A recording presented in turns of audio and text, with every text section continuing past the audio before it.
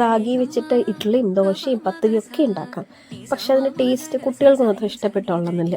നമുക്ക് കുട്ടികൾക്ക് ഇഷ്ടപ്പെടുന്ന രീതിയിൽ വൈകുന്നേരം സ്കൂളൊക്കെ ഇട്ട് വരുമ്പോൾ നമുക്ക് ഉണ്ടാക്കി കൊടുക്കാൻ പറ്റുന്ന റാഗി വെച്ച് നല്ലൊരു പലഹാരമാണ് ഇന്ന് ഉണ്ടാക്കാൻ പോകുന്നത്.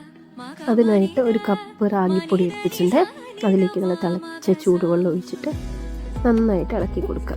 ഏകദേശം ഒരു തിക്ക് കൺസിസ്റ്റൻസി ആവുന്ന പോലെ ഈ രൂപത്തിൽ ഈ ഒരു കൺസിസ്റ്റൻസിയിൽ നന്നായിട്ട് ഇളക്കിയിട്ട് കുറച്ച് ഉപ്പും കൂടിയിട്ട് നന്നായി ഇളക്കിയെടുക്കുക.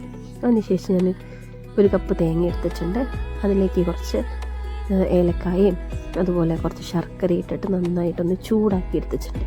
ഇപ്പോൾ ചൂടാക്കുമ്പോൾ ശർക്കരയൊക്കെ നന്നായിട്ടൊന്ന് മെൽട്ടാവും. പെട്ടെന്ന് മിക്സാൻ വേണ്ടിയിട്ട് ഞാൻ ഇച്ചിരി വെള്ളം കൂടെ ഒന്ന് ചേർത്തിട്ടുണ്ട്. അതും കൂടെ ചേർത്ത് വരുമ്പോൾ ഈ ശർക്കരയൊക്കെ പെട്ടെന്ന് മെൽട്ടായി വരും. അപ്പോൾ ഇതെല്ലാം കൂടെ മിക്സായി വരുമ്പോൾ ഏകദേശം ഈ രൂപത്തിലേക്ക് വരും.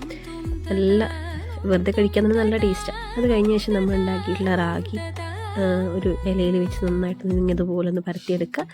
അതിൻ്റെ മുകളിലേക്ക് നമ്മളുടെ ഈ കൂട്ടും കൂടെ ചേർത്തിട്ട് മടക്കി വയ്ക്കുക.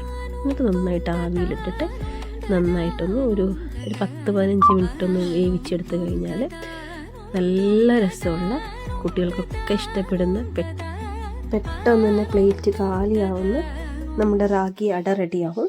നമുക്ക് പെട്ടെന്ന് തന്നെ ഉണ്ടാക്കാം. ഒരുപാട് മാവ് കുഴച്ചെടുക്കേണ്ട ആവശ്യമില്ലാത്തതുകൊണ്ട് തന്നെ നമുക്ക് വളരെ പെട്ടെന്ന് കുട്ടികളൊക്കെ സ്കൂളിൽ വരുമ്പോഴേക്കും നമുക്ക് പെട്ടെന്ന് ഉണ്ടാക്കി കൊടുക്കാൻ പറ്റുന്ന രസാതി രുചിയിലുള്ള അടയാണ്.